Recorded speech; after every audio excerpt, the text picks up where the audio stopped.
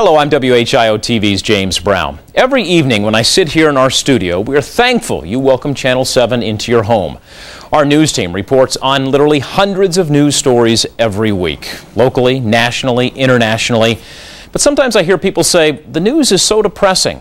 At times I agree. Well, we have a Dayton story, a true Dayton success story, I would call it. This man refused to share his story for years, but now we are proud to share it with you.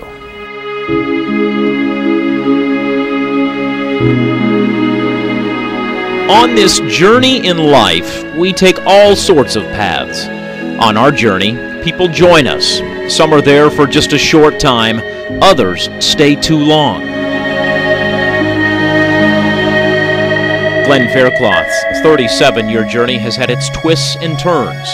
Long stretches of his journey, reckless and out of control, and that's an understatement.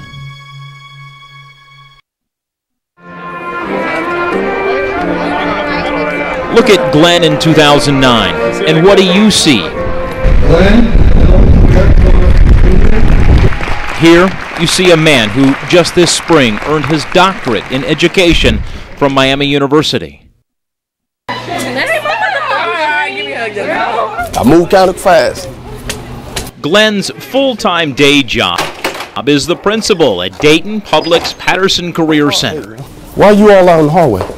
Here, he's trying to make a difference. They pour ice down back. You put it on. You can't stay in like that. Glenn loves molding these young adults. Yeah, what's up? Why is there people here? These are not his biological children, but he cares for them as if they were. Good morning, Patterson family. Welcome to another fine Patterson Career Center day.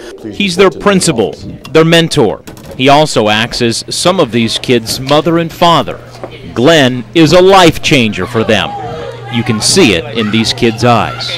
I love working with young people, sometimes more so than adults. This is not a job to him. This is his passion. Hey, good job on that survey. Good job. And his students know he means what he says, even during the bad times. If you don't, then they think that you're not genuine. And that's the key. You're pretty firm with these kids. You don't let much slide, do you? No, I don't let much slide. You know, they kind of know where I'm coming from. You all right, buddy?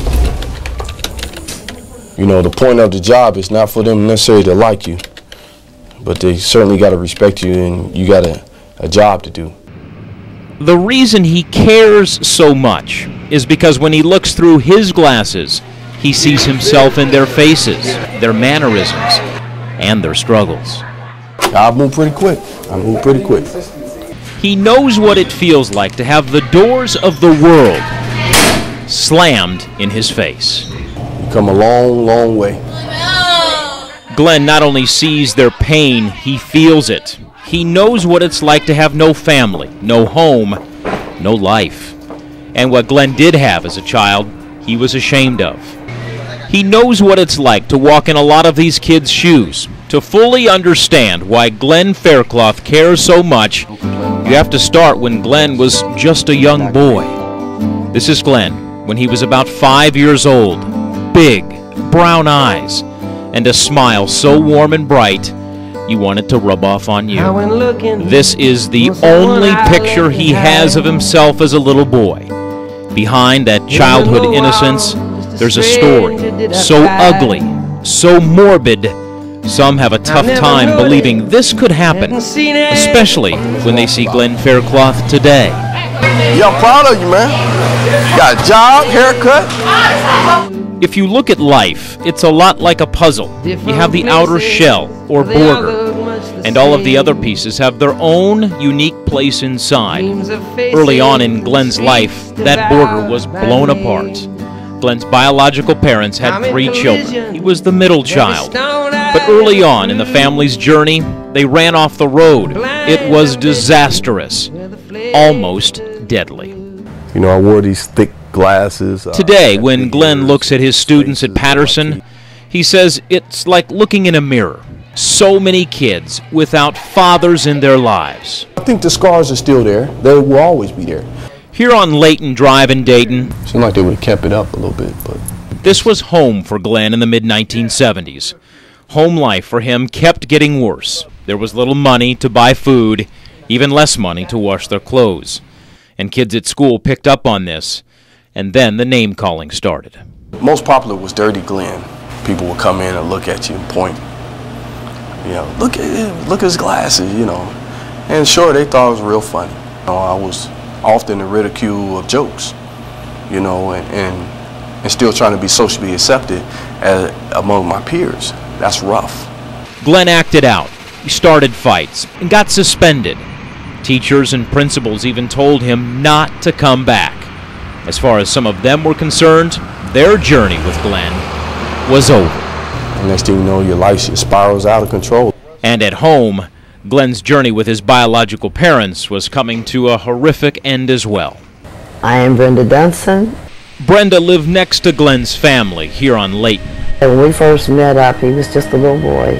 On the quiet side, he wore glasses, and I think he was a bit shy. And Glenn became more withdrawn after his dad left and his parents divorced. Then, the violence started. I know he was hurt by a lot of it, and like I said, he was singled out as far as we could see as being treated the worst out of the three kids. It was rough. It was tough. Alcohol, heroin, crack, and was there physical violence? Yeah, at times there was physical abuse, mental abuse.